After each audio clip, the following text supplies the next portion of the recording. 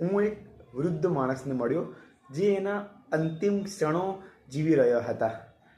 મેં એમને પૂછ્યું કે તમારે હવે છેલ્લી ઈચ્છા શું છે? તો મને એમને એવું કીધું કે ઈશ્વર એવું કરે કે મને આ જિંદગી પાછી આપી દે અને મારે એ બધું જ જીવી લેવું છે જે મેં ખાલી મનમાં જ ભરી રાખ્યું હતું. મારે બધું જ કહી દેવું છે જે મેં બહુ સહન કરી દીધું હતું. મારે બધા જ પળને એન્જોય કરવા છે જે હું ખાલી સપનામાં જ જોતો હતો. ખરેખર યાર, આ વાત સાંભળીને મને તો આમ હૃદયમાં વાગીને આમ દુખાવો થઈ ગયો, મનમાં આ વાત ખૂંચી ગઈ અને શીખવા મળ્યું કે હાઈશ, હું 22 વર્ષનું છું અને આ વાત મને સાંભળવા મળી એક 80 વર્ષના વૃદ્ધ પાસેથી.